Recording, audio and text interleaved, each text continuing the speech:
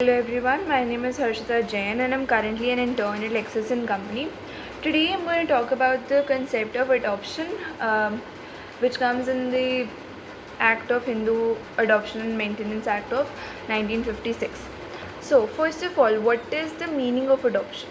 According to Manu, adoption is taking of a son as a substitute for the failure of a male issue. Thus, it is a transplantation of a son from one family in which he is born to another family where he is given as a by the natural parents as a way of gift. So, on adoption, ties of the son with this old family are served, and he is taken into being born in the new family, acquiring rights and duties and status of that family.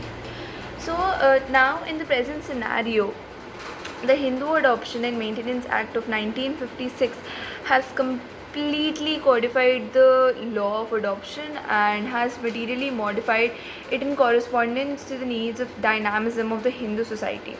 Therefore, every adoption shall made in the conformity of this act, and in any contravention of the provisions of this act shall be void. So first of all, what are the essentials of the valid adoption? The essentials come under the section 6 of this act. First of all, the person adopting has the capacity and also has a right to take an adoption. Second, the person giving in adoption has the capacity to do so. Then third, the person adopted is capable of being taken in adoption.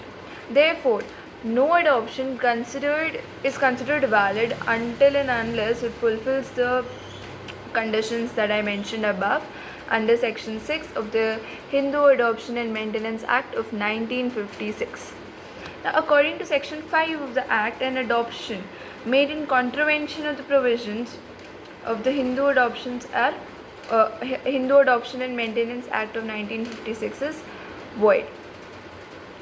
Now, according to section 7 of this act, any male Hindu who is of sound mind and is not a minor has the capacity to take a son or a daughter in adoption.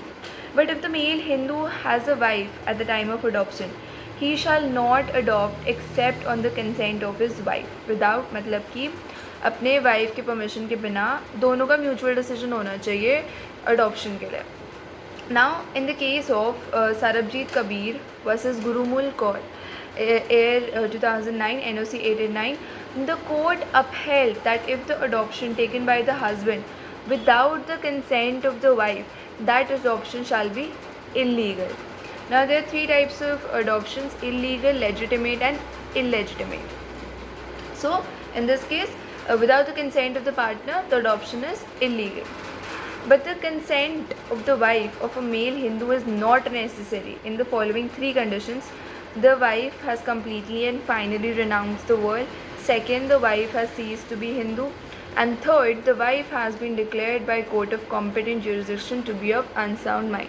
If these three conditions are present, only then the consent of the wife won't matter. Now, the capacity of a female Hindu to take in adoption. A female has the capacity to adopt. This comes under section 8 of the act. Any female Hindu who is of sound mind, who is not a minor and who is not married, or if married, whose marriage has been dissolved, or whose husband is dead, or her husband has renounced the world finally and conclusively, or her husband has become a convert, or her husband has been declared to be of unsound mind by court, etc., then by the jurisdiction of the court, the woman has the capacity to take in adoption of a son or a daughter.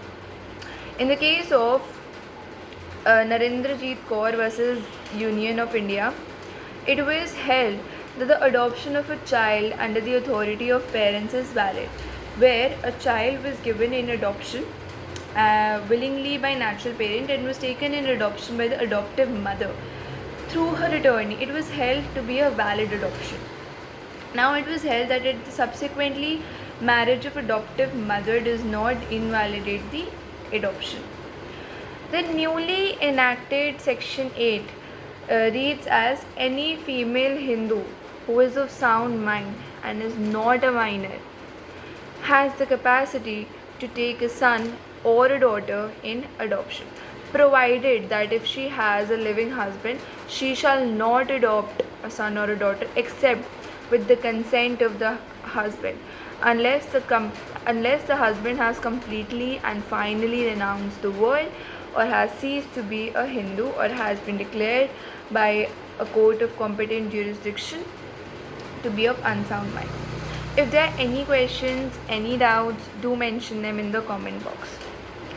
Now, section 9 lays down the capacity of a person who may give the child in adoption to another. No person except the father or the mother or the guardian of the child shall have the capacity to give in adoption. So this is stated in section 9. Now, who can be adopted? This comes under section 10 of the Act. It states that some of the following conditions are required to be capable for adoption. First of all, he or she should be Hindu. Second, he or she shall not be, already be adopted, any child adopted. He or she has not been married unless there is a custom applicable which permits being can adopted. Then he or she has not completed the age of 15 years, which is to be considered being taken for adoption. Now, adoption of an orphan. Under the present law, an orphan could also be taken in adoption. In such cases, the guardian of the orphan can obtain the permission of the court to this event and thereafter could give the child in adoption. In the case of Balakrishna versus Sada Shive 1977, another case of Mayaram versus Jay Narayani 1989, and Kudipa Rama Papal of Shirke versus Kannappam 1990. It was held that where customs or traditions allow, there a person above 15 years of age or married can be adopted. In these cases, अगर बच्चा 15 years से ऊपर है, married है, तब भी that person can be adopted. Whereas among Maharashtra school and Jains, a person of any age can be adopted. This can be referred from the case of Bishan versus Girish 1986. Some other conditions of the valid adoption are stated under section 11 of the Act. First, if the adoption is of a son, then the adoptive father or mother by whom the adoption is being made must not have a Hindu son. Son's son or son's sons, like bete ke bete ka beta, whether by legitimate blood relationship or by adoption, living at the time of adoption. Second condition is if the adoption of a daughter, the adoptive father or mother by whom the adoption is being made must not have a Hindu daughter or son's daughter, whether by legitimate blood relationship or by adoption, living at the time of adoption. Third, if the adoption is by a male and the person to be adopted is a female, the adoptive father is at least 21 years older than the person to be adopted. Fourth condition is if the adoption is by a female and the person is to be adopted as a male, then the adoptive mother also should be at least 21 years older than the person being adopted. The same child may not be adopted simultaneously by two or more persons. Okay. Sixth condition is if the child to be adopted must be actually given and taken in adoption by the parents or guardian concerned or under the authority with intent to transfer the child from the family of its birth, or in the case of an abandoned child or child whose parentage is not known, from the place or family where it has been brought up to the family of its adoption, provided that the performance of data homum shall not be essential in the validity of adoption. So these were some of the conditions of adopting a child by a male or a female. So if there are any doubts, anything you want to ask, do mention them in the comment box, and do not forget to like, subscribe the video for more legal updates. Thank you.